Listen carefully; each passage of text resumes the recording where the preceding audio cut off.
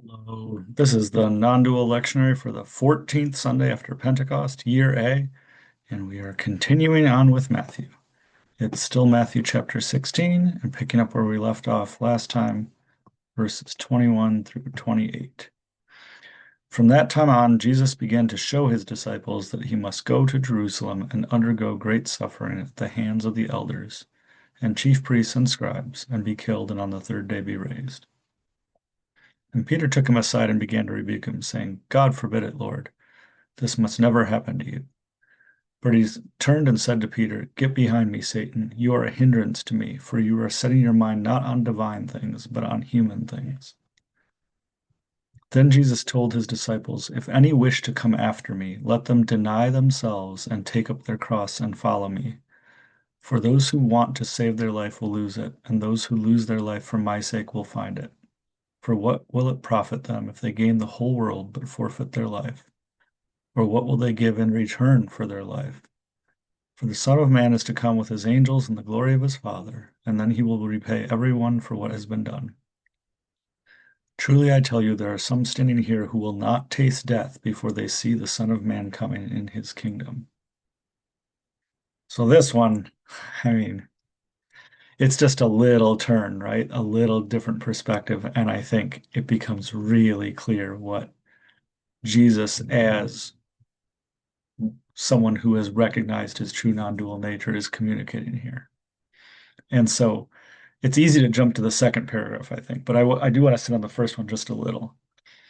And not so much the details, right? Like it gets who knows what is actually being said or the details. But um, Jesus is showing his disciples, not just saying, right? But showing that he's going to die, right? And then in a way be reborn in some way, right? And Peter says, This must never happen to you, right? Peter is just the example here of like two things, I think. One is only seeing the small self, the psychological self, the ego self's way of seeing things, right? Like you can't be gone or you can't die or this would be bad, right?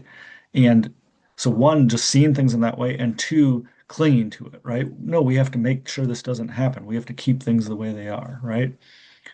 And Jesus doesn't put up with that at all, right? You're a hindrance to me, setting your mind on not on divine things, but on human things, right?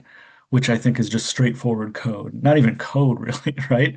But just like, no, like if we're gonna do this, if in the spiritual journey, right? In the whatever words you want to use to describe it, right?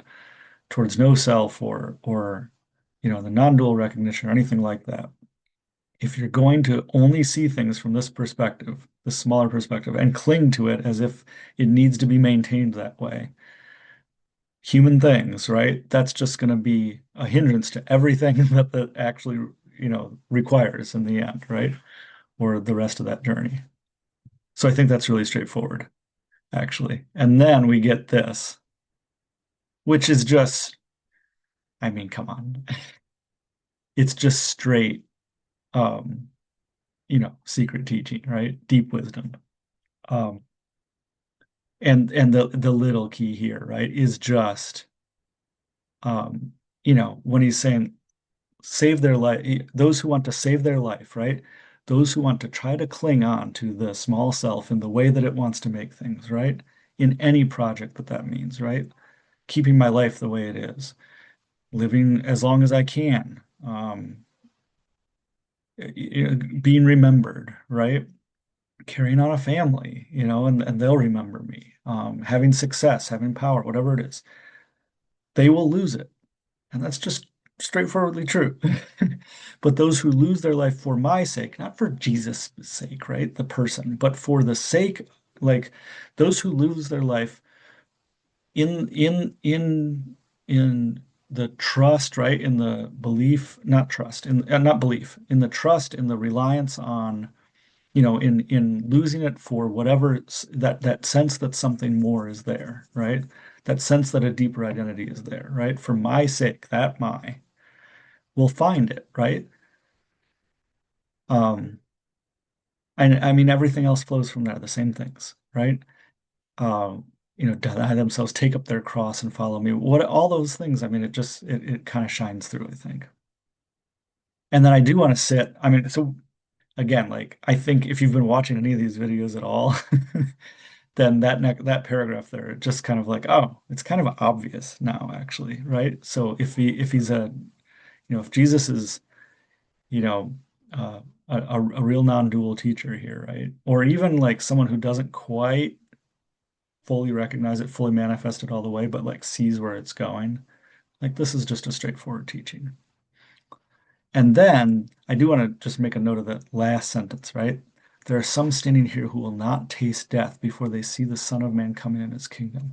And that gets read as like that Jesus will come again, right? And that he was supposed to come again during the lifetime of these disciples, these specific disciples. Like that's the original, understanding of that prophecy or whatever, right? But again, you just take that slight different perspective and it becomes clear, I think, again, right? There are those standing here who will not taste death before they see the Son of Man coming in his kingdom. Meaning, like, you don't have to wait to die to experience this. You can die before you die, right? You can experience no self before the irresistible no self experience of actually dying, right? Um, so I mean, again, just like once you've got that little shift, again, this becomes like a pretty straightforward teaching of like, hey, like first, this is a real thing that, is really happening.